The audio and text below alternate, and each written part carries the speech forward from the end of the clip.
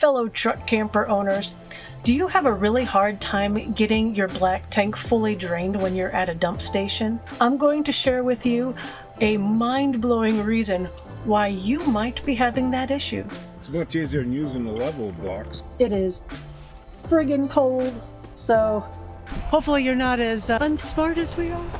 Thank you for taking one for the team. Yeah. I will say that this orientation is specific to a host Cascade truck camper, but the idea behind this is really applicable to all truck campers. A lot of times when we are dumping, we will add blocks to the front or the back in order to give us the right orientation and get the best dump possible. But the problem is we were angling it in the wrong manner, making it even worse to dump our tanks. All right, I totally forgot my phone, and of course, we're dumping again. For those of you who have host campers, you know how challenging it is to get both your black tank and your gray tank dumped properly. On the host Cascade, we have to tilt it a certain way, and I'll show you what I mean. So on the Cascade, the drain line, I guess it is, off the tank, is on the right side, passenger side of the tank. And so in order to get it completely empty, you kind of have to tilt your rig this way to and get not everything out. And then we go nose down a little bit because we're here, it's a little bit of an incline. So, and we can adjust the truck to go down a little bit so we can get all the nifty stuff to go out the drain line. So, did you get that, my host Cascade friends?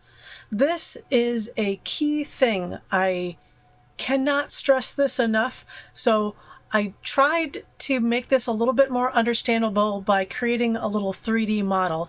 Be gentle, this was done quickly, but hopefully this will make you understand what we're talking about and why we say to tilt it the opposite way. All right, folks. This is the cheesy little model that I made. If you think about this, think of this as the door that Gary was right next to. So this is the driver's side of the camper.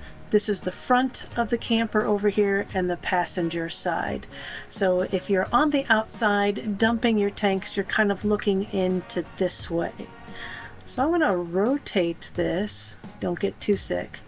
The way the Cascade is oriented is this is the black tank. Your toilet and stuff is over on this side.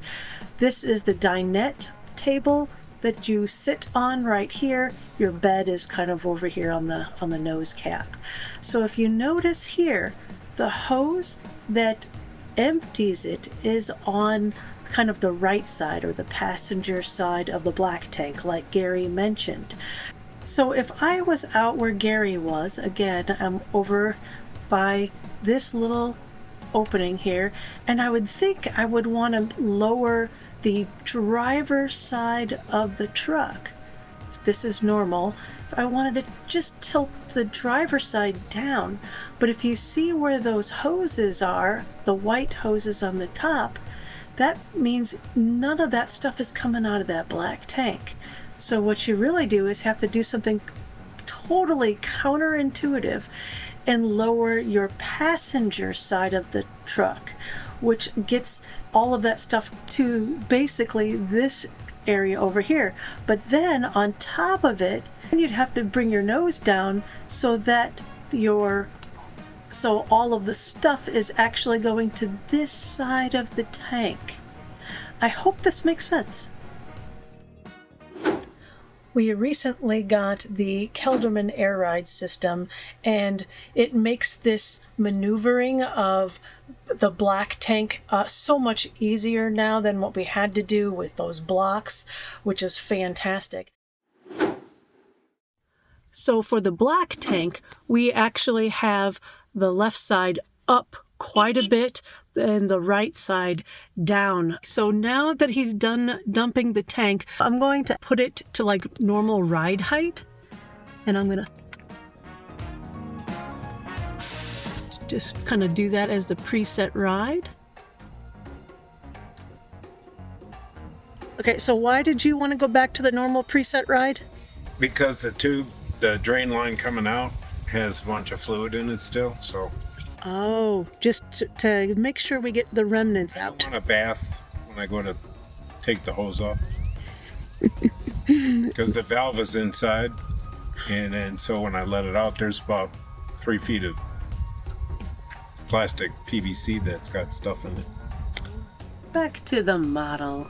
So if we are actually tilted forward and kind of down on the right hand side, you can kind of envision that there is a bit of stuff that could get caught in this little hose right here if we didn't go ahead and tilt it back down on the driver's side. So when we tilt it down on the driver's side, then whatever fluid is on this side or on this side will go either back into the black tank or down into your hose. This is supposed to represent the little valve that you close once it's done. So we like to close that and then tilt it down on the driver's side.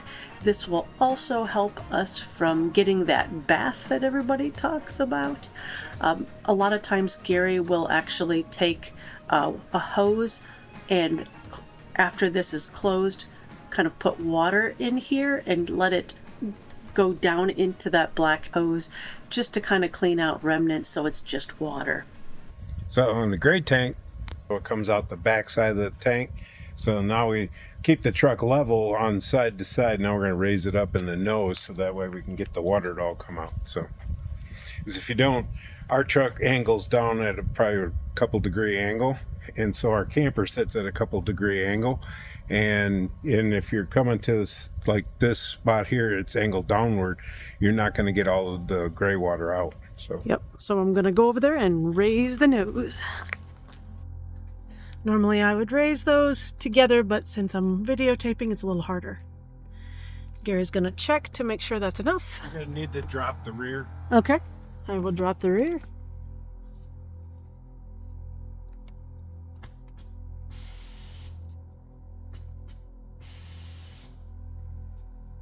Go up in your front just if you can.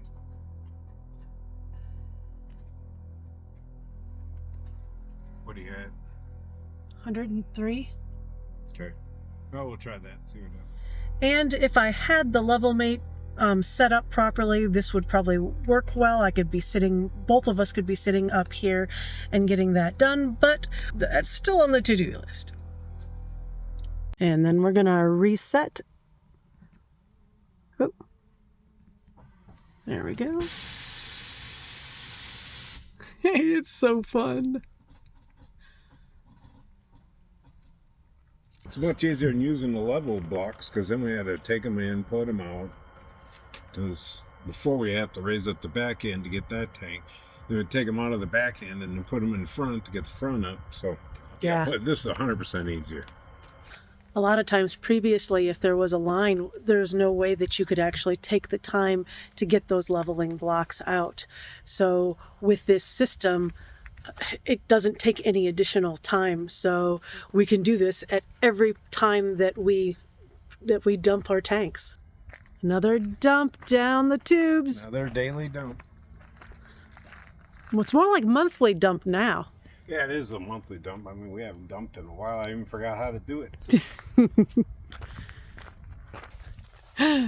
This is our bikes after visiting the T.W.A.T in Wisconsin. Boy, I think we might have had a little bit of dust.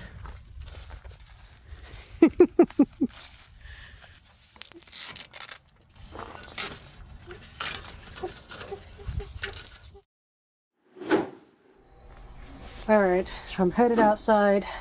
We're in, I don't know, what is today? The 1st of December. We are in central Illinois. It is friggin' cold, so going outside to try to see what's going on with Gary. Gary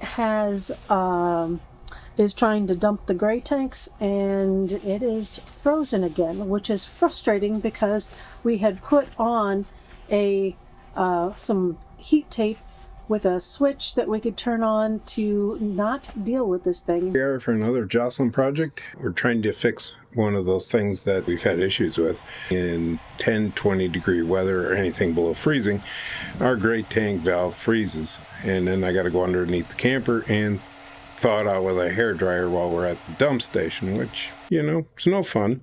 There's a heater out there called Ultra Heat. But again, my purple hairdryer is coming to the rescue. It is frigid out here. And The wind was blowing right on it. oh, is that what it is? Yeah. Oh, yeah, okay. So we do have the wind that's been hitting this side of the camper for the last 2 days, and it has been horrible. But I guess things could be worse. I could be out here on the ground doing this. That's a bummer. Guess we're gonna have to come up with another option to Take your bundles up, see if you can open it. okay, I will. Hold on.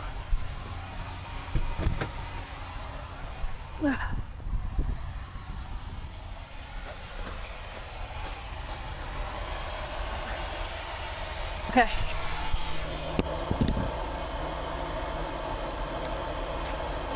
Well, All right. nope. Ow.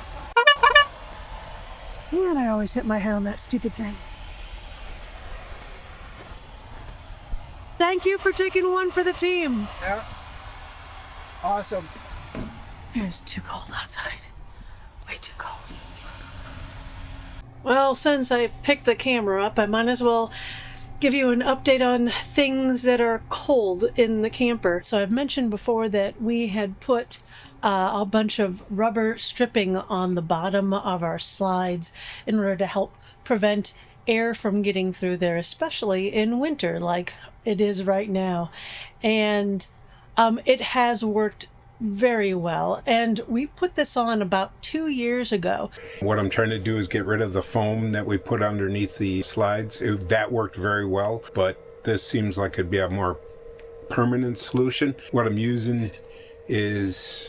And only now is it starting to disintegrate, but I'll show you how it disintegrated. You can kind of see it just kind of ripped off here, so we're getting a lot more airflow here. We do have this on order.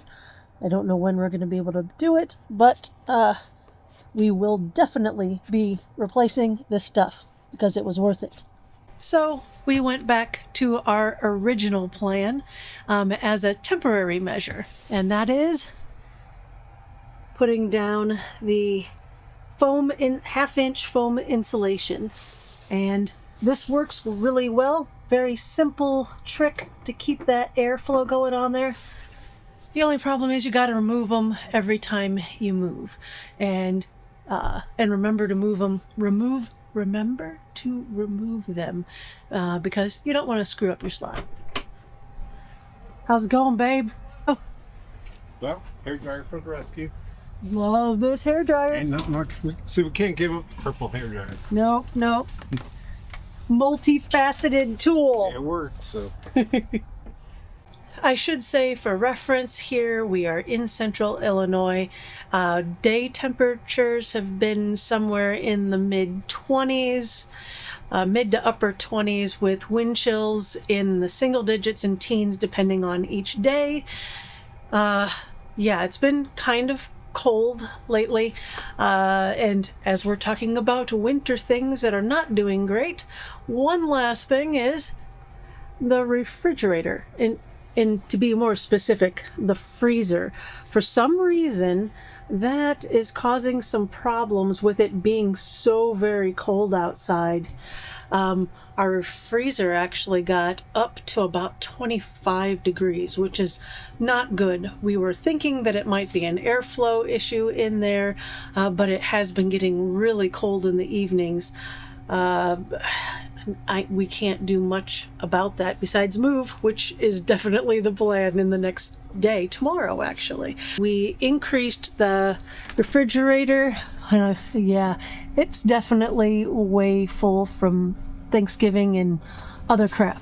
But we do have it on the highest setting right now, just to make sure to get that freezer up, which also means that we took out a bunch of our vegetables and stuff from the bottom of a refrigerator because we knew that was going to freeze as a result. So yeah, not horrible, but just trying to catch things before I lose an entire freezer full of food. And okay, yeah, I have a problem. We've been visiting family. Everybody's been giving us extra food and we haven't been eating it because we've been going out to dinner after doing other stuff around here. So our freezer is redonkulously full, which is probably part of the problem.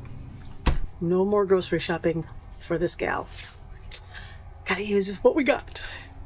All right, well, we'll see you tomorrow as we start heading out of this place. Yay. And I'm snooping a bit. Gary's been outside for a bit longer than expected. And in his true fashion, he's helping the neighbor. He helped him get a toilet in yesterday for them, and now working on getting the propane in for him. That is true Gary. Yep, I'm lucky. So what you been up to? I'm trying to unfreeze everything. Gotta love Illinois weather. Yeah. You know, when it's down in the single-digit wind chills, it's not so great. See if your filters hold water and. Yep. We thought we thought you thought I didn't blow this out. I probably should have. I don't think this was the cause of my trouble anyways. Was it this thing? Yep. First it was the water hose and then the water filters, and now we were trying to, I'm staying in here because it's too cold outside, but we were trying to get the air or get the water out of the hose, and his bit for the airline was frozen too. I think it is time to go south. I'm done. One thing we've learned though, in being on the road like this and in temperatures like this, is prepare early. We've turtled our camper and we've dumped all of our tanks and are filling our water the day before we leave. So then we're not going to be as frustrated tomorrow. And when things go to crap while we're doing it now, we have the whole day. For those of you who are traveling through central Illinois in the middle of winter, hopefully you're not as unsmart as we are. What was I thinking? We're staying here at a Love's Travel Stop in Bloomington, Illinois. It's a stop. It's definitely a stop. They do still have water even through the winter, which is a key thing in central Illinois. That's a rarity when it comes in the winter. The problem is you have a highway behind you, and most of where the RVs are parked, you have trucks on the backside that are noisy as can be. But for a day or two, it's okay. If you're going to be staying here longer, I'd still strongly recommend Kamlara Park. You still have to move every 14 days, and right now they do not have water or sewer, but definitely a quieter place. A lot of folks here are workers from working at the local Rivian, which kind of makes sense. So they stay here.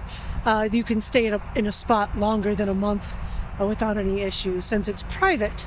But we're headed out. Yeah, sorry, just yapping over there. Okay. Oh, it's so cold. It's time to go south. This is enough. Yep.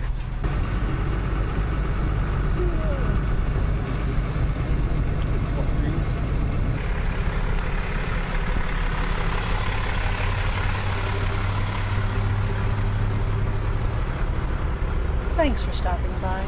We hope this video was entertaining or informative, and hopefully both. If so, give us a like on this video, or even better, give us a comment below. If you're interested in other ideas of winter camping, check out this video. I think it's over here. Stay warm, take care, and we'll see you on our next journey. Bye-bye.